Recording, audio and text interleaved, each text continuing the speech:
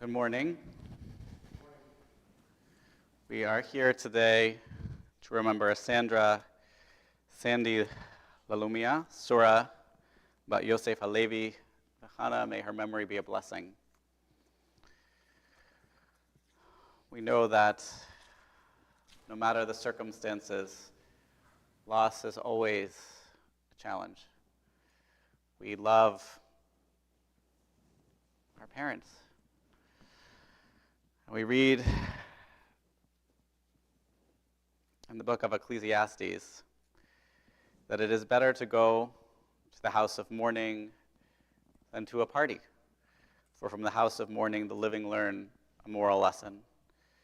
The sages commented on the fact that some people regard life as a vast banquet hall, a great party, and they desire only to experience this life's pleasures and attempt to run away from even the thought of death. But Judaism would have us believe that only those who understand the brevity of life can begin to live a full life. So we say together, Baruch, Dayan, Ha'emet. Praised is the judge of truth. Adonai Natan, V'Adonai Lakach, Yehi Shem, Adonai Mavarach. Adonai has given, and Adonai has taken. Praise be the name of God. So it says in the 18th Psalm, Im chasid tit chasad, im gevar tamim tit tamam. With the loyal, you deal loyally. With the blameless, blamelessly. With the pure, you act purely. With the perverse, you are wily. It is you who deliver lowly folk, but haughty eyes you humble. It is you who light up my lamp. Adonai, my God, lights up my darkness. The way of God is perfect. The word of Adonai is pure. God is a shield to all who seek refuge. And from the 34th Psalm, come, my children, and listen carefully. You'll learn what it means to fear God, who is eager for life, who desires years of good fortune. Guard your tongue from evil, your lips from deceitful speech. Shun evil and do good. Seek peace and pursue it. Now, I didn't have the opportunity to know Sandy very well. I met her here a few times as Eric brought her and Shande brought her to various services and programs. But the Sandy I met was not the vibrant Sandy of earlier years. She had, unfortunately, through Alzheimer's, lost some of that spirit. But even with that, you could tell the strength and the will that drove through her. She had an iron will and a stubbornness that was beautiful and sometimes challenging, as that trait often is. But she brought that to build a business, to create a family, to show the care she had for all those who were important to her. So I'm going to have Cantor lead us in the 23rd Psalm. Adonai roi lo exar bino deshe yarbitzeni al menuchot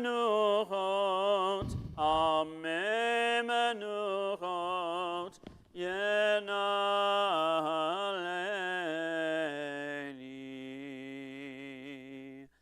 nafshi yeshovev yancheni v'magle tzerek yancheni v'magle tzerek leman shemo ngam ki elech megetz al mavet lo irara ki ata imadi shivtecha mishantecha hema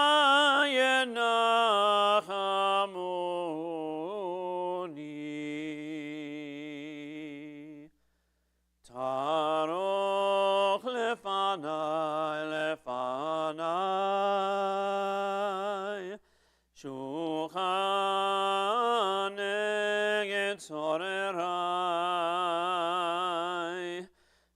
Shantav Hashem en Roshi Kosi Revaya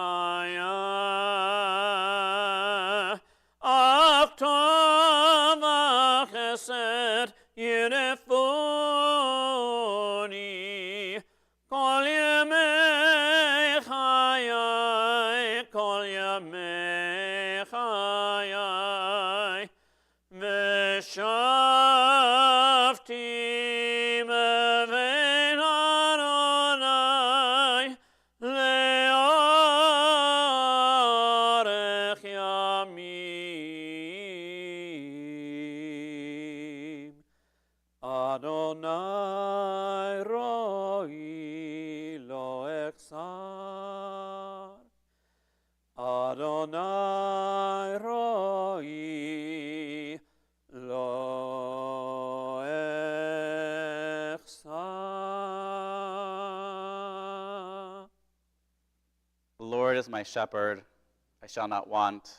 He makes me lie down in green pastures, leads me beside the still waters, and restores my soul. The Holy One guides me in straight paths for God's name's sake. Though I walk through the valley of the shadow of death, I fear no evil, for you are with me. Thy rod and thy staff comfort me. Thou prepare a table before me in the presence of my enemies. Thou have anointed my head with oil, my cup runs over. Surely goodness and mercy shall follow me all the days of my life, and I shall dwell in the house of God forever. Tamid Acham mimet mimevilano tmarto. There's no replacing a person of wisdom. We can mine for silver or refine gold. We can take iron from the earth or copper from the rock. But where can wisdom be found? And where is the source of understanding? There is no replacing a person of wisdom, from the book of Job. So I want to invite Eric to share a few words in memory of his mom.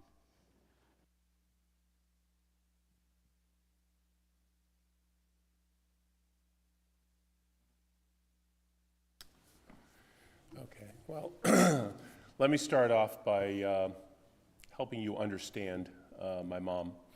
The most important thing in her life was leaving money for her children. That was the most important thing in her life. Nothing brought her more pleasure than giving gifts to the people that she loved. And I had to keep reminding her that she needed the money to live on because she wanted to give it all away as soon as possible. And when she came down here, she had her first examination with Dr. David Levine. And she told him she was old. She was 84 at the time. And he told her she might be old for Rhode Island, but not for Florida. He said he had many patients in their 90s and some in their hundreds, and she responded, "My God, I hope I don't live that long." So she had a wonderful childhood. She grew up in Boston, in the Jewish community of Roxbury. She loved the beach, and she told me how her father would use his truck from the lumberyard. It was a flatbed truck, and he would take all the local kids in the community to the beach on the back of that truck. Imagine that happening today. He would have been arrested for endangering children. But she was also a fighter, and as a child, she flung a piece of metal at a boy who insulted her mother. He actually had a cut in his head from that.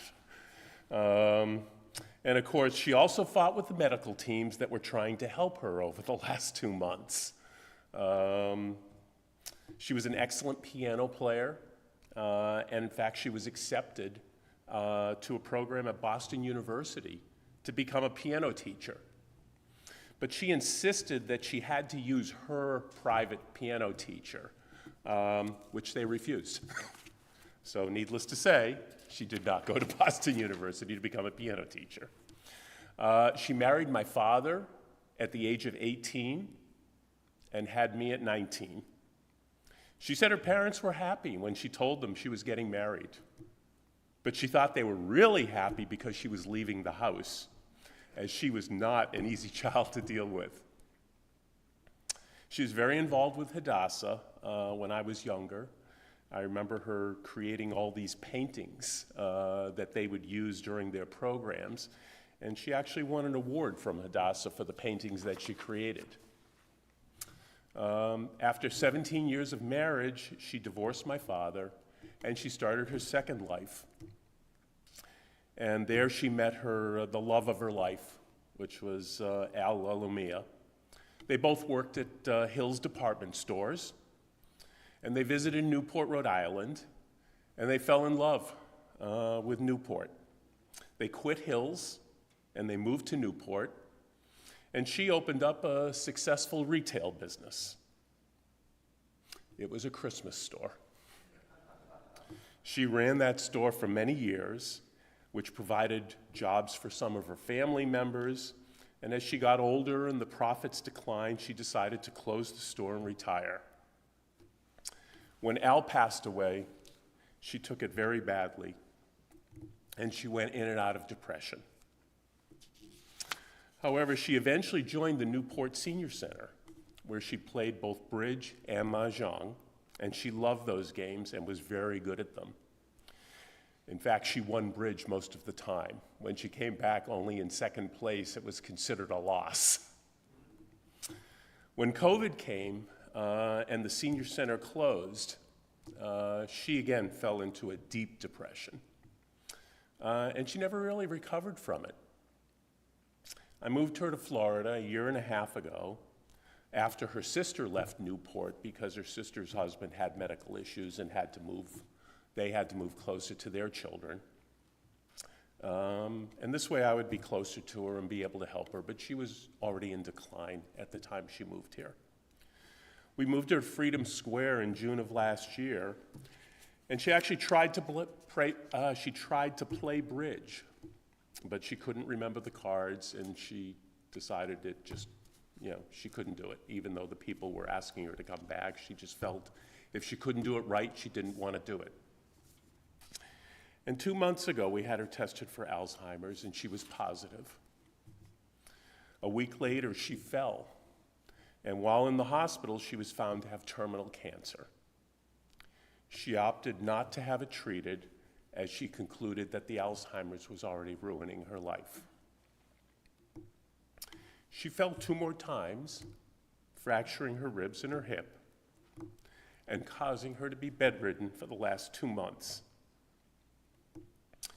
In the last week or so, we were chatting, and I told her I didn't think she had that much more time. She smiled and said, "That's good." Needless to say, she got her most important wish, which was to pass away before her money ran out, so that it could be given to her children.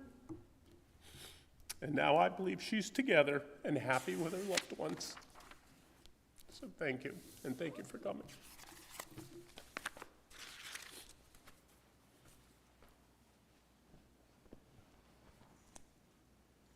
you, Eric. It's beautiful. From Dr. Hillel Bavli. This is my prayer to you, my God. Let not my spirit wither and shrivel in its thirst for you, and lose the dew with which you sprinkled it when I was young. May my heart be open to every broken soul, to orphan life, to every stumbler wandering unknown and groping in the shadow. Bless my eyes, purify me to see humanity's beauty rise in the world, and the glory of my people and its redeemed land spreading its fragrance over the earth. Deepen and broaden my senses to absorb a fresh, green, flowering world, to take from it the secret of blossoming in silence. Grant strength to yield fine fruits, quintessence of my life, steeped in my very being without expectation of reward. And when my time comes, let me slip into the night, demanding nothing, God, of humanity or of you. And I think about what you said about her love of Hadassah and of helping to build the land, even as travel was not her favorite activity. So I was looking at this week's Parsha, and in Kitavo, we see the power of narrative, of how we tell a story. And we tell that story not just as the world is, but the way it could be. And we see that in the story of the Bikurim, the first fruits that are brought to the temple, actually on Shavuot, although we are all familiar with it from the Pesach Seder, where it says, Arami Oved Ovi. And we read this in the Seder, both my father was a wandering Aramean, and an Aramean tried to kill my father, depending on how we interpret it. But it says that he went down to Egypt with meager numbers and sojourned there, and became a great and populous nation. And the Egyptians dealt harshly with us and oppressed us. They imposed heavy labor upon us, but we cried to God, the God of our ancestors, and God heard our plea and saw our plight and our oppression, and God freed us from Egypt with a mighty hand and an outstretched arm, and signs and wonders, bringing us to the land, a land flowing with milk and honey. So in Roxbury, Mass, Sandy was in a land of milk and honey, in a Jewish community that, while limited in financial resources, was overwhelmed with spiritual and emotional ones.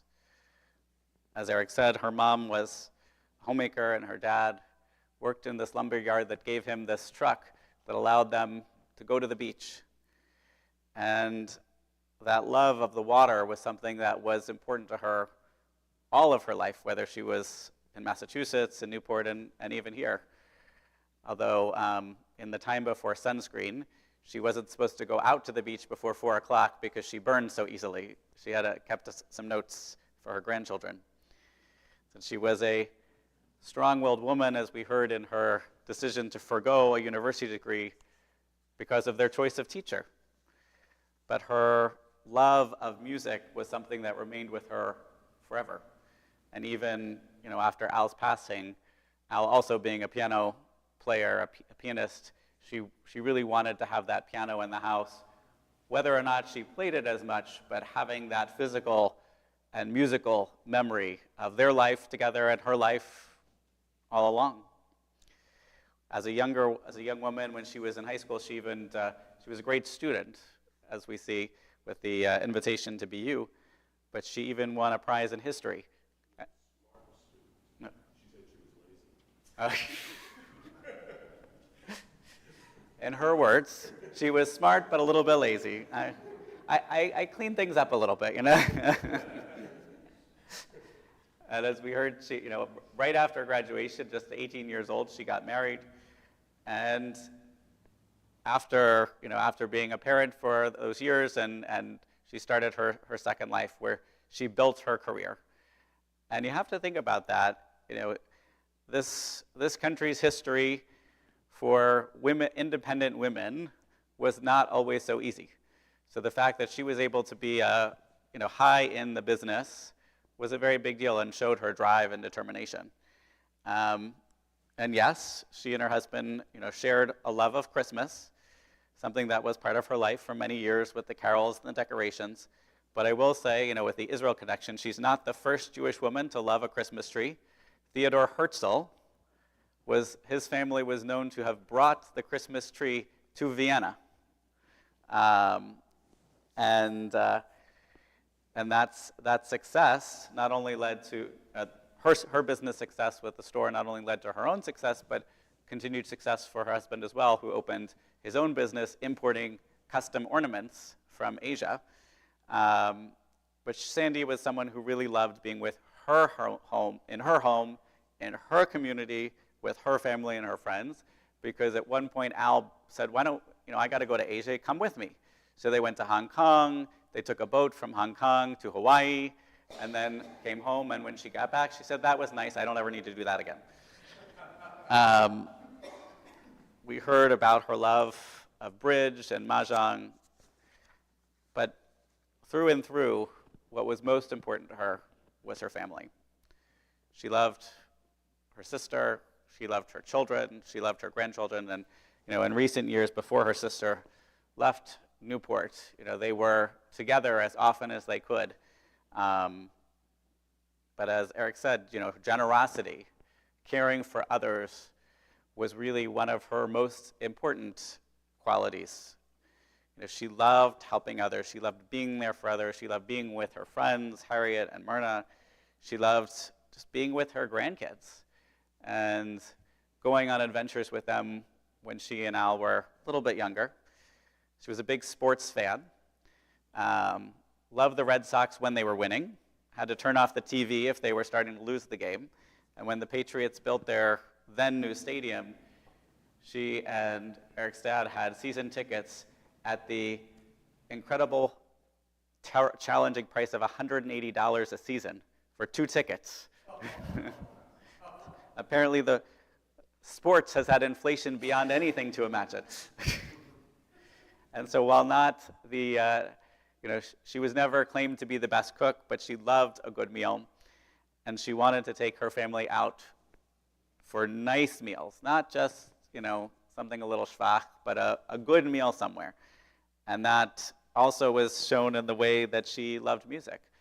That once Eric brought her down, that he and Chande would take her almost every weekend to go let her have her hot dog with the relish she brought with her, but to listen to the music of the live music at a local place. I think our Parsha, Kitavo, reminds us to think about the stories that are central. What are the lessons that we try to teach those in our family, to tell them and to retell them? And this is something that Sandy had done because, Eric showed me she had made it was a book for my grandchildren, and it had all these questions and answers, and she had taken the time to really go through and tell her story so that it would be there for the next generation.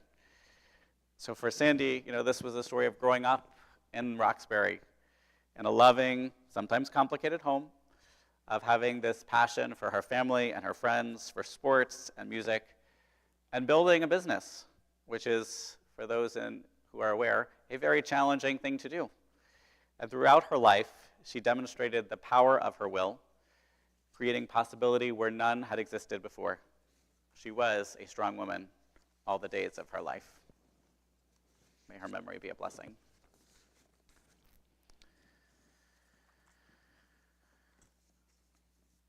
So the Torah notes, and this is one of my favorite texts from Talmud Yoma, that when we talk about the 10 Commandments, they were carried in this ark, in this Aron Kodesh.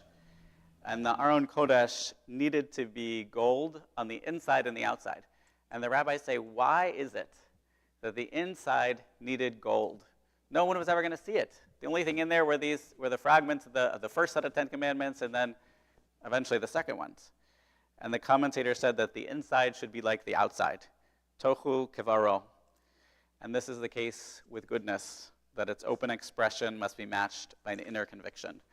And one of the things that Eric said that his mom taught him was the importance of integrity, of being honest in all aspects of your life, whether from business to your personal interactions. So she set a strong example with strong preferences, but she knew who she was, and she wasn't afraid to tell anyone who that was. And that's an important lesson for all of us. So we'll turn now to El Malei Rachamim. We'll rise.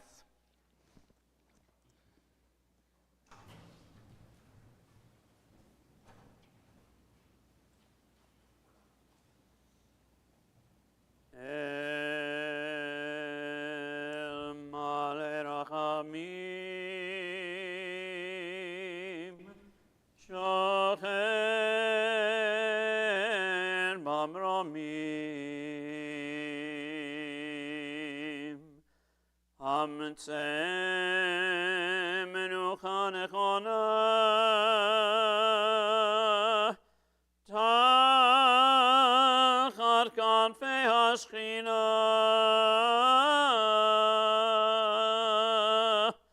B'malot Kedoshim Utharim, Kezor Harakia, Mazhirim, את נשמת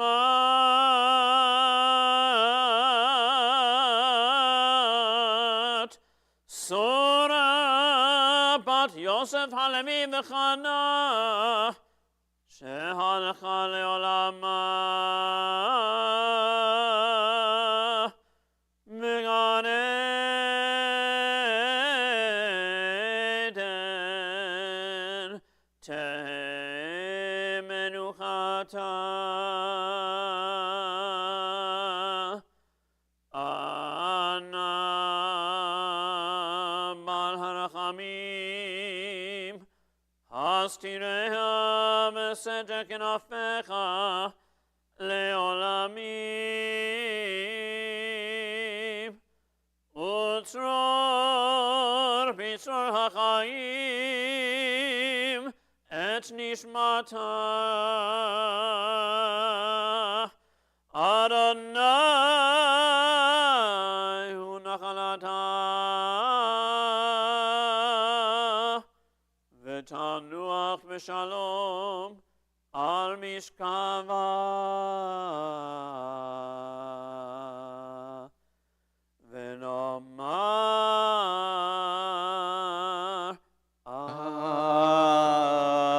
Amen.